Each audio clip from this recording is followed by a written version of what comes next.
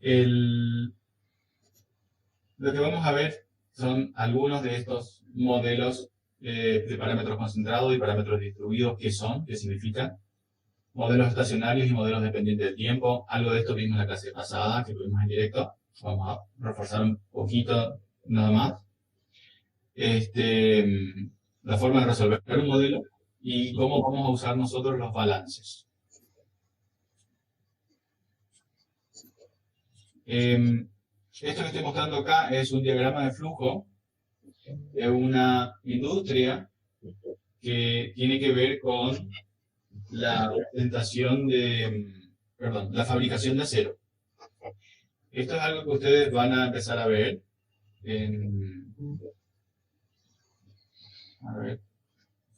es lo que ustedes van a empezar a ver en ingeniería química, o algunos quizás ya vieron. El diagrama de flujo vendría a representar las distintas etapas que ustedes van a, las distintas etapas de un proceso de fabricación de algo o de modificación de algo. Entonces, generalmente empieza por la materia prima, el almacenamiento de la materia prima, el ingreso a un reactor, en este caso un alto horno, donde se va a combinar varias materias primas para empezar a dar el hierro crudo o a rabio. A partir de ahí se mezclan en distintos hornos y se va cada vez mejorando y purificando lo que ustedes quieren fabricar, en este caso acero. Y ese acero después se le da diferentes, pasa por diferentes prensas o rodillos donde se le da la forma final, en forma de chapa, en forma de barra, redonda, cuadrada o lo que sea. Al final tienen el producto final que después se comercializa. El modelado que nosotros vamos a hacer va a comprender cada una de estas etapas en forma aislada, ¿sí? Nosotros vamos a tomar uno o dos o tres de estas etapas, por ejemplo el reactor, por ejemplo el horno, por ejemplo este lugar donde se produce la desgasificación por vacío, y vamos a analizar el equipo en forma individual. Acá hay muchas más etapas que no se están mostrando, ¿sí? Pero la idea básica es tomar individualmente un proceso o un pequeño conjunto de procesos si es que están vinculados entre sí. La técnica que nosotros vamos a usar se ocupa, nos va a dar una ecuación que se va a ir ensamblando. Yo voy a tener la ecuación para cada uno de estos equipos y después yo puedo ensamblar la ecuación de un equipo con la ecuación del otro y así ir sumando todo y al final tener un montón de ecuaciones para todo este diagrama de flujo. Y ahí en ese momento yo puedo hacer una simulación de la planta industrial completa. La simulación de la planta industrial completa no tiene sentido hacerla a mano, en una hoja, ni programando, sino que hoy día para eso ya hay programas de simulación, quizás ustedes lo hayan escuchado, hay uno que se llama ChemCAD, hay otro que se llama HiSys, esos son los dos principales, después hay unos cuantos más que son menos conocidos. Todos esos programas de simulación son programas propietarios que hay que pagarlos. Unas versiones un poquito más simples de programas que permiten hacer simulaciones es MATLAB.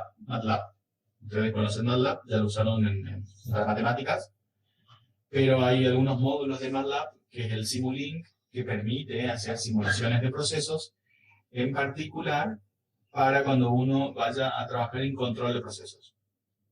Entonces, todo el proceso de modelización y de simulación ya se puede hacer en un programa que ya está preparado para eso, y son programas que tienen entornos gráficos preparados. ¿Qué significa eso? Que en vez de trabajar con la ecuación directamente, uno trabaja con un bloque y en ese bloque ya tiene integrado una ecuación. Entonces permite que sea un poquito más amigable con el usuario pero detrás de ese entorno gráfico hay un montón de detalles matemáticos que es conveniente saberlos para que la simulación salga bien. Si no, puede salir cualquier cosa. ¿Sí? Son problemas que tienen que ver con los métodos numéricos que usan para la solución. Bien. Entonces, nosotros nos vamos a enfocar en algunos de estos procesos. Por ejemplo, acá puse un ejemplo de lo que es un separador ciclónico. Este equipo que está en el centro es un equipo de separación donde por alguna de estas cañerías, ¿sí?, las que están aquí en el medio, entra material dentro de este ciclón, y el ciclón lo que tiene es un ventilador bueno, perdón, no un ventilador, sino que entra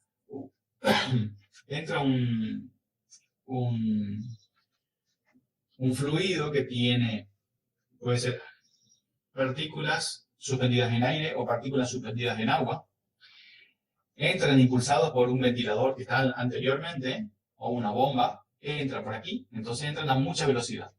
Cuando entran aquí adentro, empiezan a girar, y los elementos más densos se van hacia abajo, los elementos más volátiles, los más livianos, los menos densos, se van hacia arriba. El aire o el fluido se va hacia arriba, en general. Algo también se va hacia abajo. Entonces, este ciclón me permite separar objetos sólidos por su forma y por su densidad. Todo lo más denso se va abajo, todo lo menos denso se va arriba, y dependiendo de las formas, más que de la forma, del tamaño, lo que es más grande en general se va abajo y lo que es más chico arriba. El ciclón es un equipo bastante simple de fabricarlo, pero bastante complejo de regularlo para que funcione bien. Es muy necesario regular bien la velocidad de entrada. ¿Cómo se diseña en ingeniería? ¿Cómo se diseña un ciclón? ¿O cómo se selecciona un ciclón? Bueno, hay dos formas de encarar eso. Uno, utilizando ecuaciones, como está acá a la izquierda, donde van a ver una ecuación donde tenemos una ecuación para la eficiencia fraccional, o sea, algo que me dice qué tan buena es la separación por los diferentes tamaños de partículas. Y fíjense que aquí adentro hay un montón de parámetros extraños. Yo no puse todas las ecuaciones. Estas ecuaciones que yo puse acá son la mitad de las ecuaciones que se necesitan. Hay un parámetro G que está definido de esta forma, con otros parámetros. La longitud, la altura del ciclón está definido de esta forma. Estos DS, DC, A y B son parámetros que no me interesa ahora definir. Todo esto ustedes lo van a ver en fenómenos de transporte de cantidad de movimiento. También tienen que definir cuál es la pérdida de carga dentro del ciclón. En función de eso van a saber la potencia de la bomba que necesitan. Si quieren mirar por curiosidad, hay un paper completo de donde yo saqué estas ecuaciones, cuya dirección de internet está aquí abajo. Está abierto.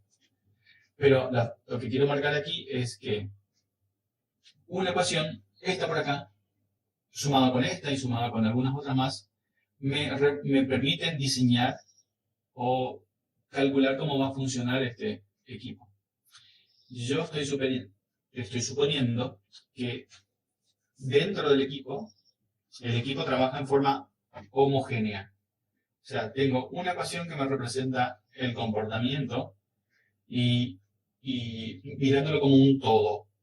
Cuando yo tengo ese tipo de ecuaciones, yo voy a decir que tengo un modelo, ¿sí? Todas estas ecuaciones son modelos de parámetros concentrados. Yo voy a suponer que La densidad de lo que está dentro del ciclón es la misma en todos lados. Voy a suponer que la pérdida de carga en todos lados es la misma, que las velocidades son las mismas. Yo estoy suponiendo que todo el ciclón es una sola cosa. Internamente no hay mucha diferencia interna. A eso se le llama un modelo de parámetros concentrados. Y lo que tenemos acá a la derecha es otro tipo de modelos. Este tipo de modelo que está a la derecha lo que hace es simula el campo de velocidades en todo el interior del ciclón. Entonces puedo ver las trayectorias de las partículas, puedo ver cómo interactúan las partículas con las paredes, las partículas entre sí, y eso es otro tipo de modelo. Es un modelo de parámetros distribuidos. Ustedes se acordarán, o los que vieron métodos numéricos se acordarán, que nosotros cuando utilizamos ecuaciones diferenciales parciales, tenemos la posibilidad de saber la variación de alguna magnitud, cómo se distribuye esa magnitud en el espacio. Eso es un modelo de parámetros distribuidos, ¿sí? Entonces, para resolver todos estos lindos dibujitos que están aquí a la izquierda, yo necesito utilizar ecuaciones diferenciales parciales. Y necesito resolverlas utilizando algún método numérico, por ejemplo, diferencia finita, que es lo que vimos.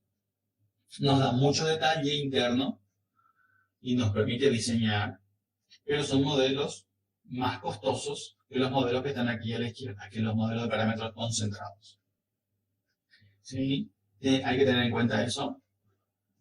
Hoy día hay programas de simulación que combinan un poco de esto con un poco de lo otro. No, quizás de aquí a unos 5 o 10 años sean un poquito más comunes esos programas, pero hoy día nos vamos a concentrar más que nada en esta materia a modelos de parámetros concentrados. Modelos donde con una ecuación analítica generalmente vamos a representar lo que pasa en el equipo.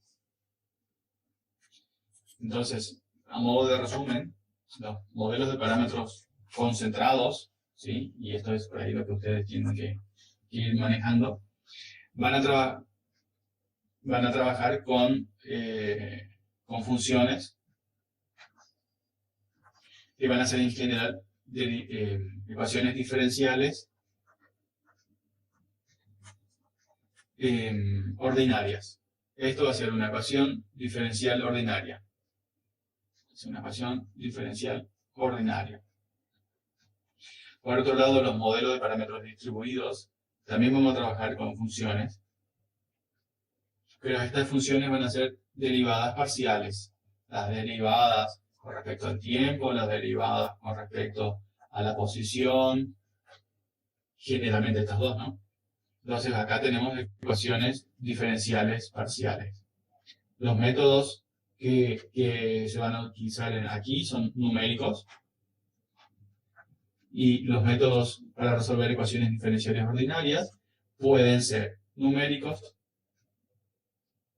Nosotros vimos varios métodos de Runge-Kutta que permitan resolver esto, ¿sí? Acuérdense de ODE45 que tenía MATLAB. Hay varios ODE 2.3, ¿sí? Algunos otros más. Y pueden haber métodos analíticos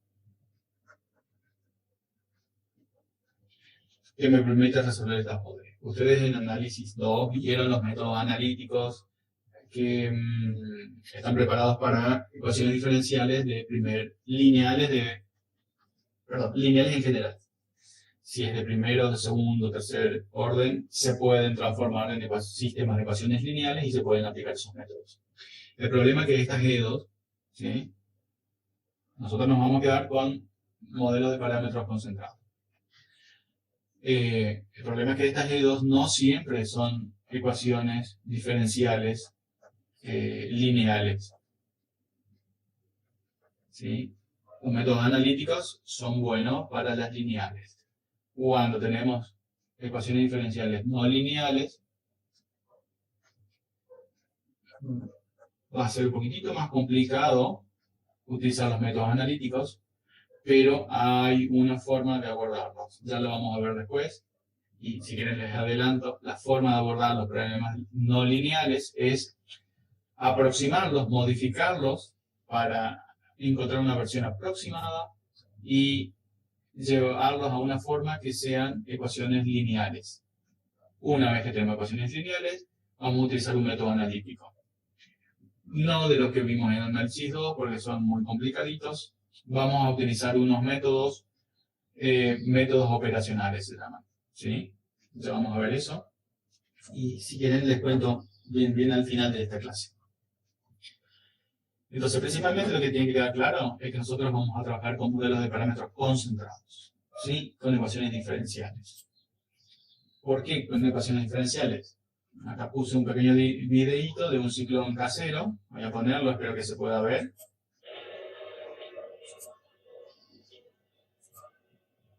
Fíjense, entra el material por aquí, da vueltas dentro, algo va abajo, lo más denso va abajo, y lo menos denso sube por aquí, por este tubo, y se va hacia arriba. Lo menos denso y el fluido en general. Así funciona un ciclón. Fíjense, esta es la dirección de YouTube. Si ustedes tienen tiempo ahora el fin de semana y quieren fabricarse un ciclón para conectarlo a la aspiradora, les va a permitir separar la arena y no va a entrar la arena en la aspiradora para preservar el ventilador que tiene la aspiradora, ¿sí?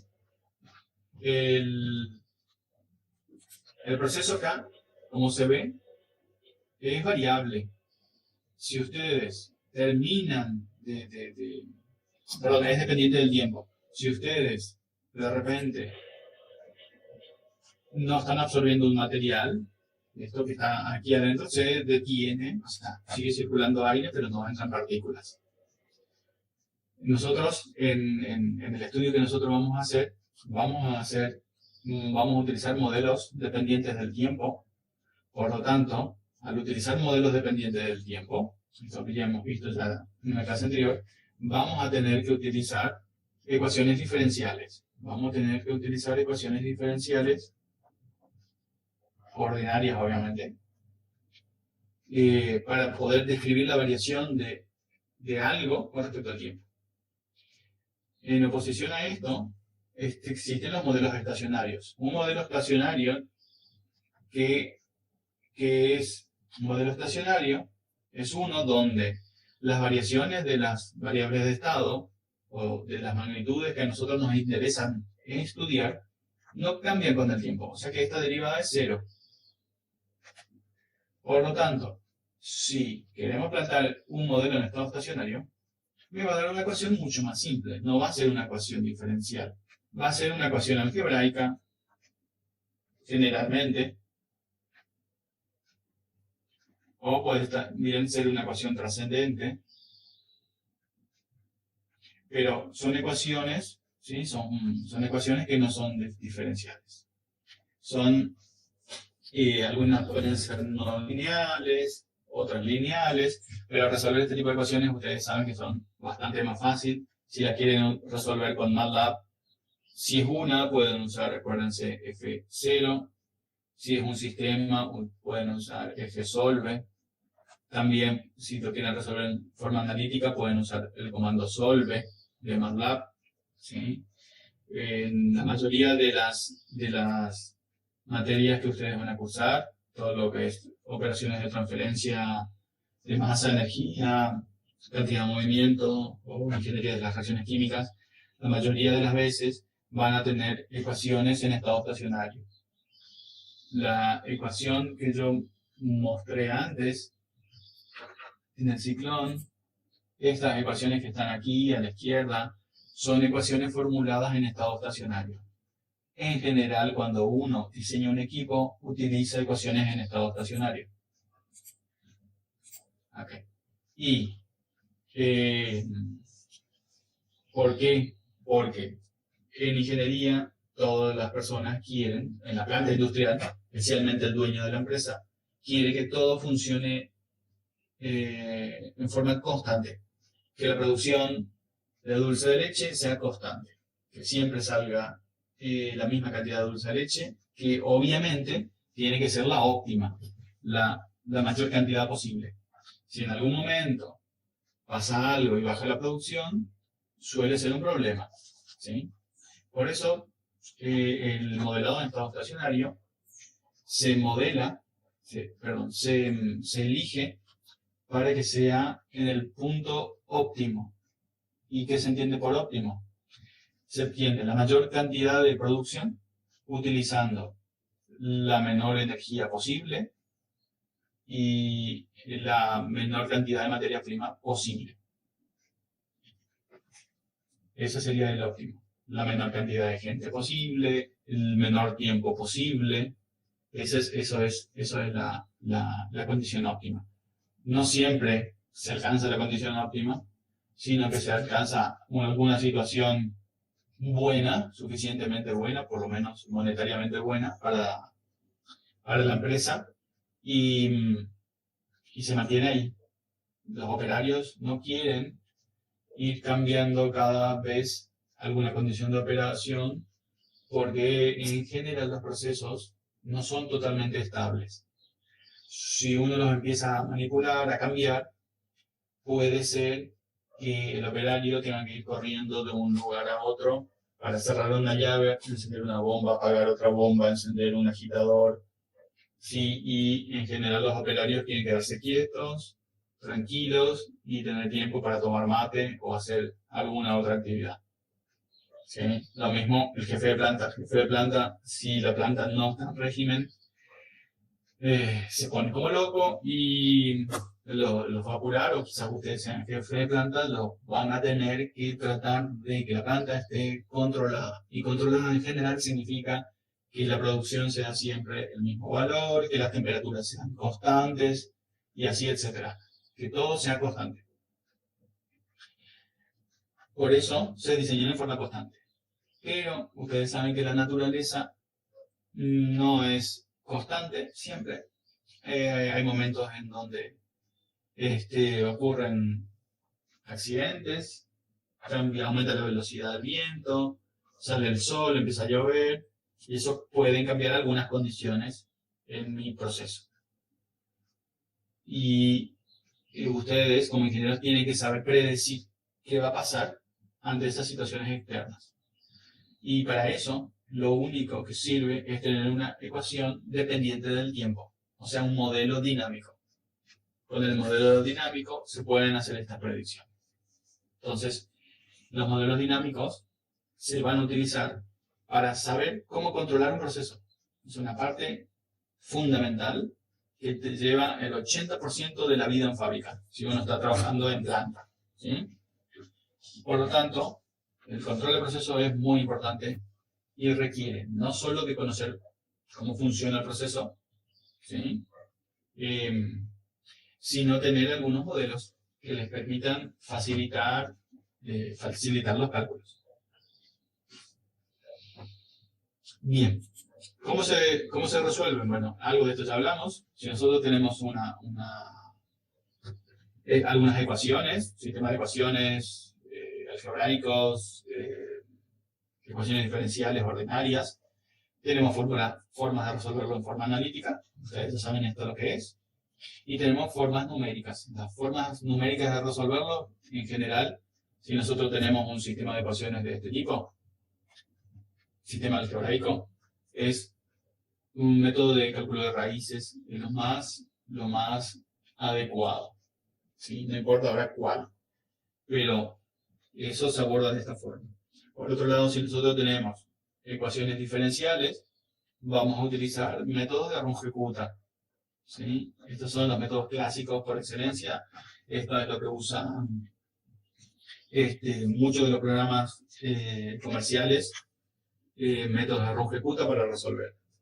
Y ustedes saben que los métodos Runge-Kutta que están programados en la computadora, generalmente es el de cuarto orden, es muy eficiente, es muy bueno, pero en algunos casos puede fallar un poquito, porque hay que ver qué valor de parámetros se están utilizando. A veces el paso no es lo suficientemente bueno, a veces las condiciones de contorno cambian, y resolver esto puede ser un poquitito complicado.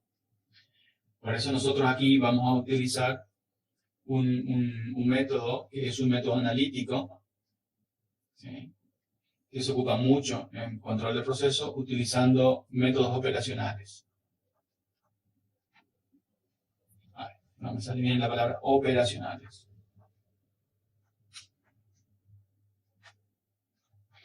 Y el operador que nosotros vamos a usar es el operador de Laplace.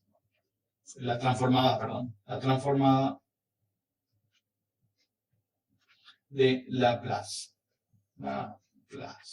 ¿Sí? Este método de transformada de Laplace, ¿qué es lo que hace?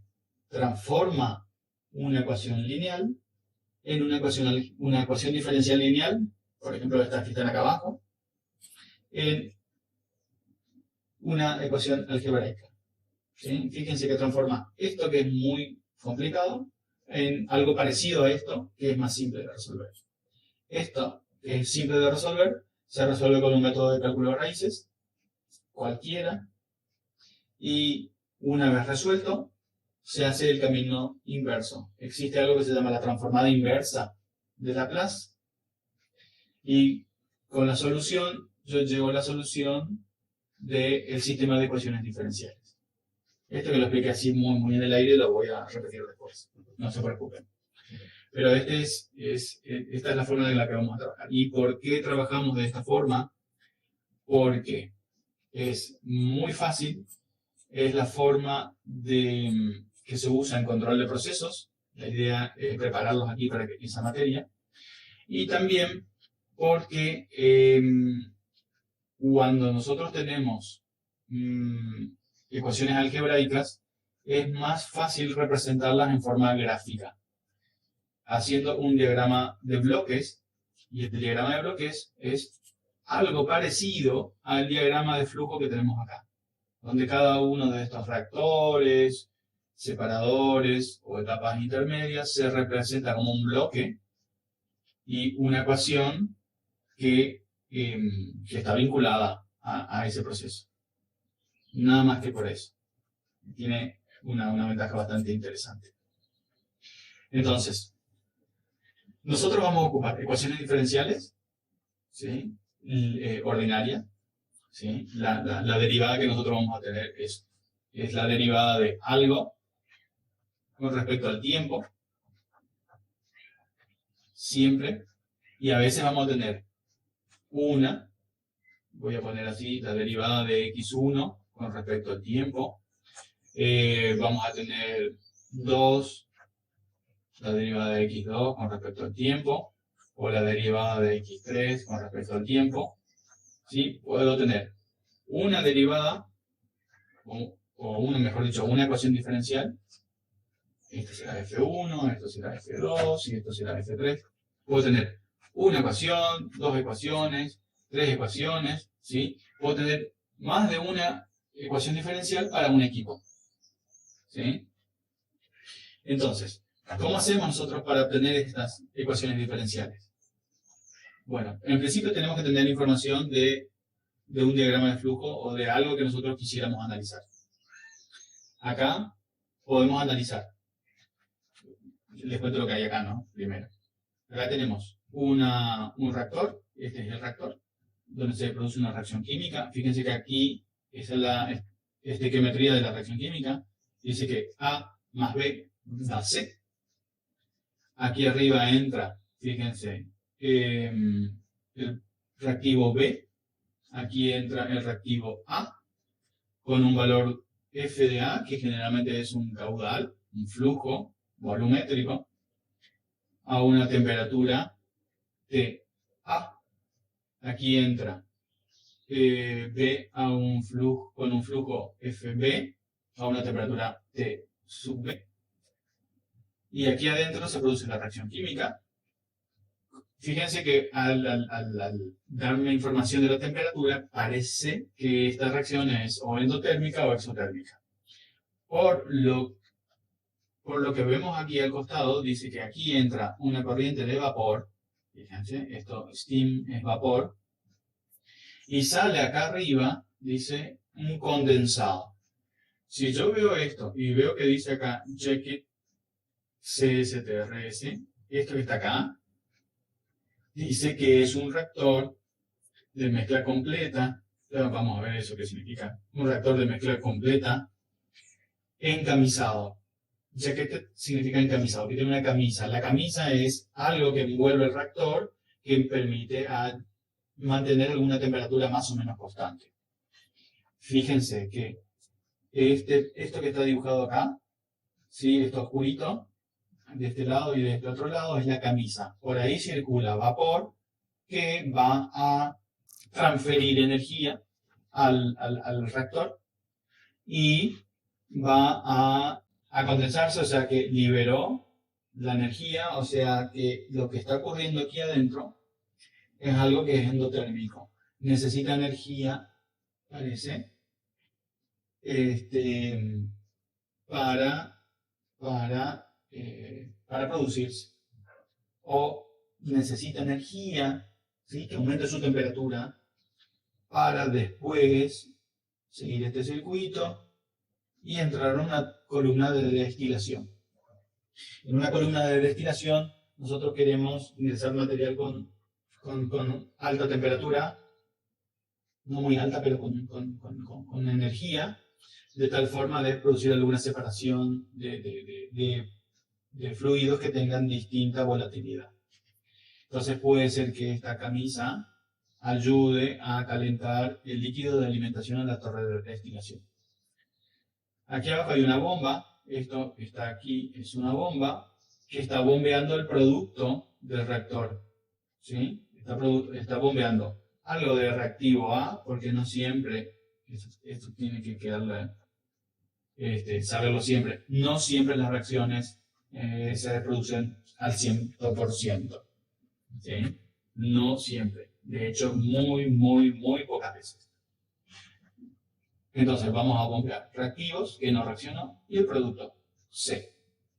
Eso entra a la torre de destilación y en la torre de destilación se separa. Lo más volátil va arriba y aquí arriba se condensa, ¿sí? Lo más volátil en forma de vapor va aquí arriba, se condensa. Aquí hay un enfriador, hay un tanque donde se junta condensado, algo del condensado se bombea de nuevo, esto se llama recirculación de cabeza. Y otra parte del reactor viene, perdón, otra parte del condensado, que parece que es A y B, vuelve al circuito y se inyecta nuevamente al reactor para que siga reaccionando. El menos volátil parece ser la sustancia C, sale por aquí abajo, ¿sí? Sale por aquí abajo y algo de la sustancia C o mejor dicho, algo del fondo de la columna de destilación se vuelve a calentar, ¿sí? Se recircula por un calentador que utiliza vapor, dice, y esto le provee energía a la torre de destilación para que lo más volátil vaya hacia arriba y lo menos volátil vaya hacia abajo. Obviamente C no sale puro acá, sale con una muy alta concentración, voy a inventar un número, podría ser 98%, pero no sale puro. ¿Sí? Si yo quiero que salga puro, tengo que agregar, no existe lo puro, pero si yo quiero que salga algo un poco más puro, tengo que hacer una cadena de diferentes columnas de destilación. O diseñar la columna para que la concentración aquí abajo sea lo suficientemente buena, satisfaga mi tolerancia. Eso ustedes lo van a ver en operaciones de transferencia de masa y energía más adelante, no se preocupen. Pero esencialmente, lo que ustedes tienen que saber, cómo vamos a trabajar nosotros en esta materia. Nosotros vamos a decir, si yo quiero analizar todo esto, el diagrama que está aquí presente, bien, yo voy a empezar a aislar equipos. Voy a decir, espera que cambie el colorcito. Voy a decir, bueno, voy a analizar el reactor químico por un lado, ¿sí?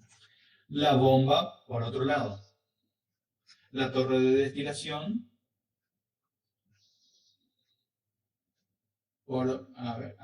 la torre de destilación por otro lado. la parte de la cabeza de la torre de destilación por otro lado y la parte de la condensación por otro lado. Fíjense que yo identifiqué partes del diagrama de flujo, en este caso 5 partes. Y cada una de estas partes las voy a analizar por separado. Por ejemplo, el reactor. Por ejemplo, la bomba. Por ejemplo, la torre de destilación. Y para cada una de estas partes o equipos, yo voy a plantear los balances de energía, de masa y de lo que yo necesite. Ya vamos a ver eso en particular. Antes de plantear los balances de masas, quiero aclarar una cosa. Los balances de masas o balances de energía pueden ser en estado estacionario, que es el primero que está acá, que dice que, vamos a suponer que yo tengo mi reactor, esto es un reactor, y acá entra alguna sustancia y sale otra sustancia. ¿Sí?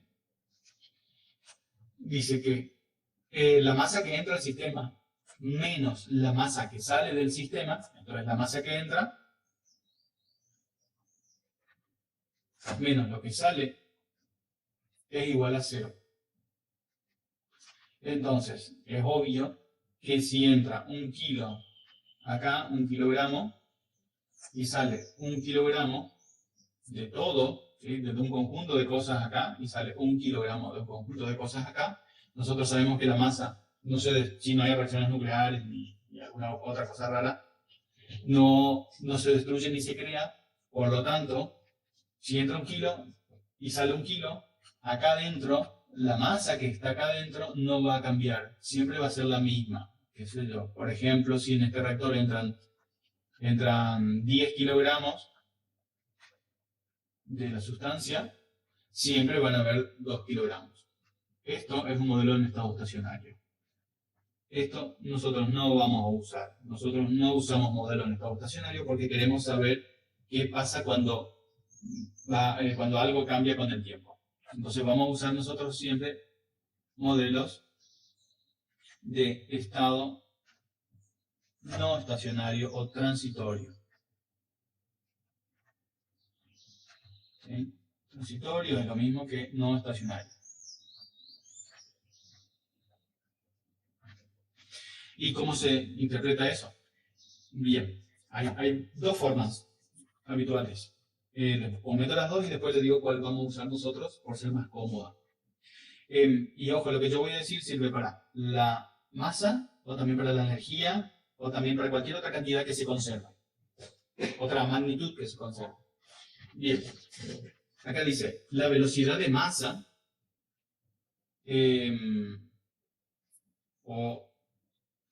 la velocidad de acumulación de masa dentro del sistema. La velocidad de acumulación de masa dentro del sistema está expresado por esta derivada. Sería la derivada de la masa dentro del reactor con respecto al tiempo. O sea, si yo tengo un reactor y entra por este caño algo y sale por este caño otra cosa, yo voy a... lo que está aquí adentro es generalmente, yo lo señalo con la M mayúscula, tiene una masa. Esa masa que está aquí adentro puede ir cambiando con el tiempo. Y la forma de describir la variación es esta derivada. ¿Sí? Bien. Eso va a ser igual a la velocidad de masa que entra al sistema. La velocidad de masa que entra al sistema vendría a ser lo que entra por este cañito que está acá. ¿Sí? La velocidad, cuando tenemos un punto arriba, estamos usando la convención de que es velocidad. ¿Sí? Velocidad de masa.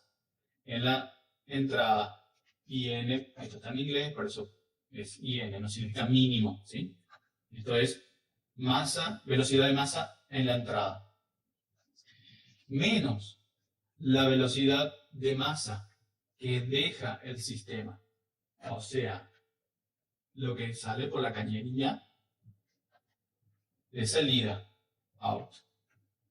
Entonces, si nosotros tenemos un reactor que tenga esta forma, en forma de ecuación diferencial, el modelo en estado estacionario va a tener esta forma. Fíjense qué fácil de interpretar esto. Es la variación de la masa que está dentro es igual a la velocidad de masa de entrada menos la velocidad de masa de salida. Yo tengo que tener información de la velocidad de masa de entrada. Yo aquí en algún lugar tengo que tener un caudalímetro, tengo que tener algo que me permita medir esto. Yo no puedo medir, no puedo hacer ningún modelo de nada. Acuérdense bien eso. Medir o estimar. Lo mismo aquí. Yo necesito medir o estimar cuál es la velocidad de masa en salida. La velocidad de masa de salida es alguna cantidad que me dice cuántos kilogramos, o de entrada, cuántos kilogramos de sustancia están saliendo en función del tiempo. Esto que está acá es una velocidad de masa de salida. Es esto. La velocidad de masa tiene estas unidades. ¿Sí? Ya sea que para la entrada o para la salida. Perdón, esta T en realidad debería ser una unidad de tiempo. Por ejemplo, segundo.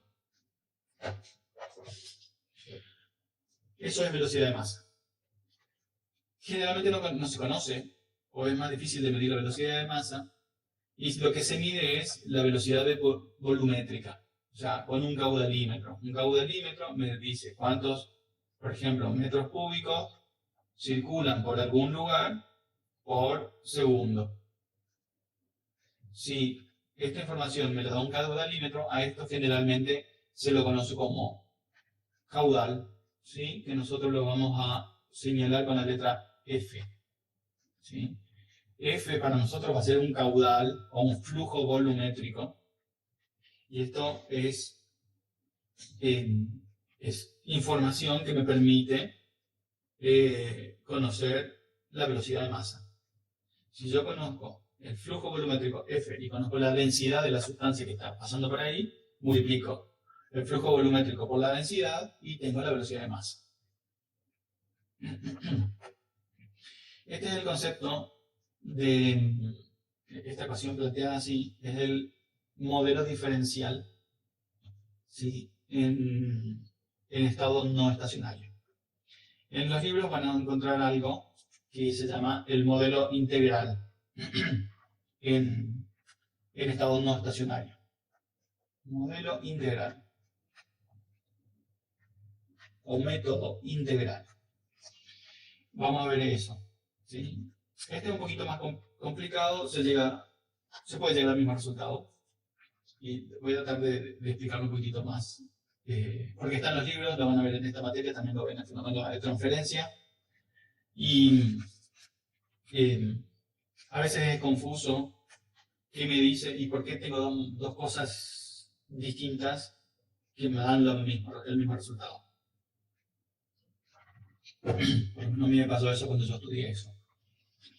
Vamos a suponer que tenemos un sistema que inicialmente tiene este volumen o comprende esta cantidad de materia. ¿Sí? El sistema es un globo, ¿no?, que tiene este tamaño. Y de repente pasa el tiempo y el sistema pasa un tiempo delta t y el sistema tiene este otro tamaño. ¿Sí? Creció el sistema. ¿Y por qué creció? ¿O por qué cambió de tamaño? Porque al sistema entró una determinada velocidad de masa y sale otra determinada velocidad de masa. ¿Sí? Entonces, el balance integral lo que dice es que la masa contenida en el sistema al tiempo final, esto sería el tiempo final, menos la masa contenida en el sistema al tiempo inicial, que es el tiempo inicial, es igual a la masa que entró al sistema entre t y delta t. o sea, perdón, entre t y t más delta t, o sea, entre el tiempo inicial y el tiempo final. Es la masa entrante al sistema. Menos la masa que dejó el sistema entre el tiempo t, entre el tiempo inicial y el tiempo final. Eso en forma matemática se puede escribir así. Esta es la masa que hay en el tiempo final, la masa dentro del sistema que hay al tiempo inicial. Esto que está acá es, fíjense, es la cantidad de masa que entró al sistema entre el tiempo inicial y el tiempo final. Y esto que está acá, este término integral, es la masa que entró al sistema entre el tiempo que salió del sistema entre el tiempo inicial y el tiempo final. Vendría a ser la forma matemática de esta ecuación que está aquí. Entonces esto me está diciendo que me está planteando un balance de masa en el sistema. ¿Y por qué de forma integral? ¿Por qué de forma integral? Porque es escrito así de esta forma, yo puedo introducir variaciones en la masa de salida en distintos instantes de tiempo y en distintas posiciones. Y puedo también introducir un valor de masa de entrada en distintos instantes de tiempo y en distintas posiciones. Lo mismo en la masa que está en el sistema a la salida y a la entrada. Por lo tanto, esta formulación, esta forma de plantear el balance, me permite, si a mí me interesa, llegar al final a un modelo de parámetros distribuidos.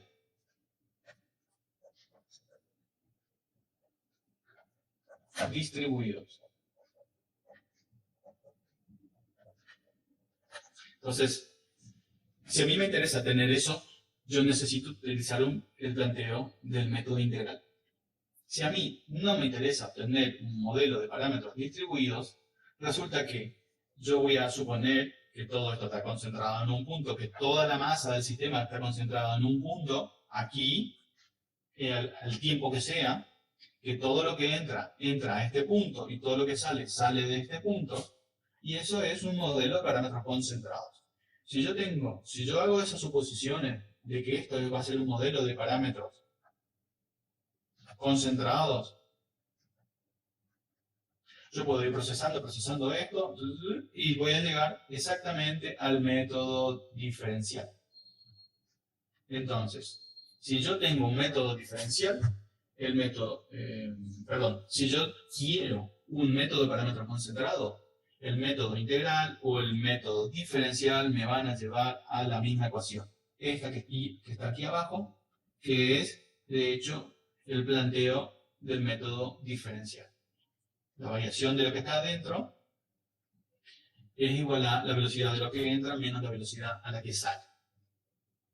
Entonces, es suficiente para nuestro análisis utilizar esta descripción con una ecuación diferencial del balance dependiente del tiempo. ¿Sí? Porque nosotros vamos a concentrarnos en modelos de parámetros concentrados. En el resto de las materias, en las operaciones y todo eso, ustedes van a usar, en general, salvo 2 o 3 casos, modelos de parámetros concentrados. Por lo tanto, ustedes van a ver estos dos métodos como lo mismo, que en realidad no son lo mismo, van a dar lo mismo si están frente a este planteamiento, nada más. Esto en general no está muy bien explicado para mi gusto en los libros, por eso generalmente genera bastante confusión. Entonces, vamos a ver qué es lo que vamos a hacer en esta materia respecto a obtener estas ecuaciones de balance. Nosotros vamos a partir, si estamos haciendo un balance de masa, partimos de este concepto. Y voy a hacer un ejemplito, pero antes voy a decir algunas cosas aclaratorias. Como nosotros vamos a trabajar con un modelo de parámetros concentrados,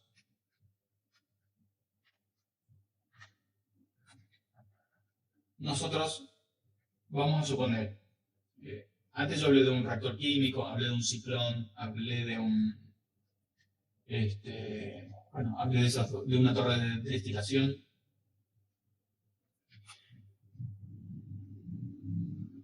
Bien, vamos a suponer que esto es un reactor R.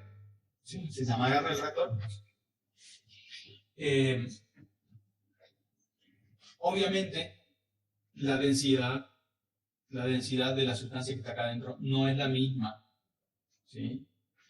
En un proceso real nunca, en general no es la misma. Si yo quiero hablar de temperatura, en general la temperatura no va a ser la misma. Van a haber algunas diferencias. Entonces, tenemos que tener este concepto. La temperatura se va a suponer que es la misma. La densidad se va a suponer que es la misma. La concentración, vamos a suponer que tenemos una especie química A. La concentración se va a considerar, se va a asumir que es la misma.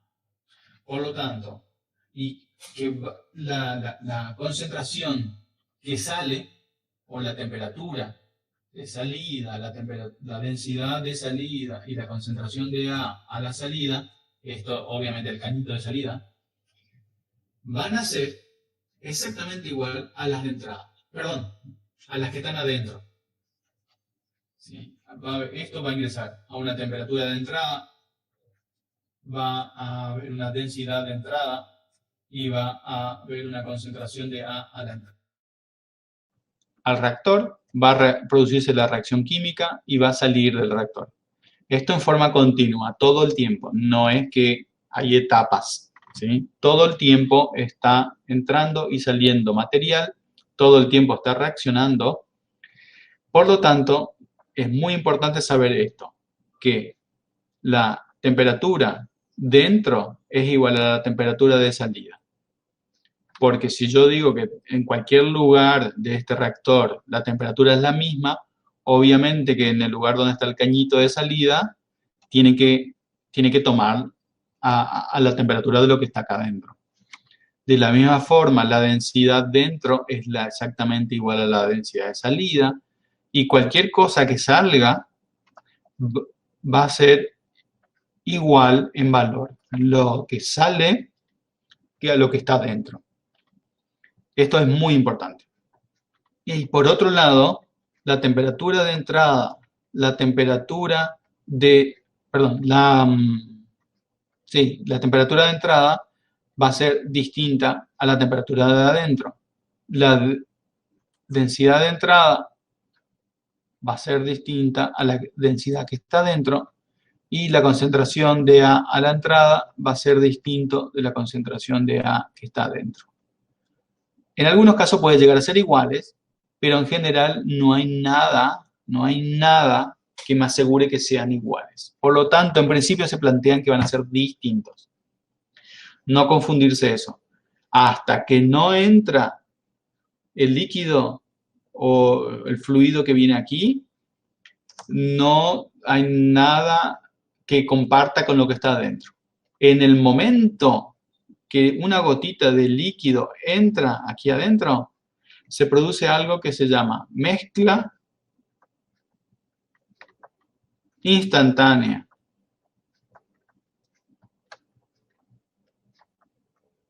Y completa.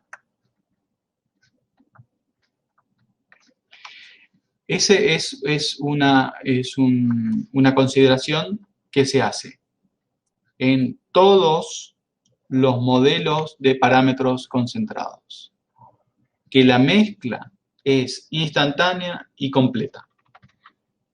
Cuando ocurre la mezcla instantánea y completa, ocurre esto, que la concentración o las magnitudes dentro del reactor son exactamente igual a las de salida. ¿Sí? Y esa es una suposición que se va a tener siempre en estos modelos. Yo voy a tratar de aclarar esto siempre, pero quizás a veces me olvide, pero ustedes lo tienen que tener bien claro siempre, que la temperatura o la magnitud que sale es igual a la que está dentro.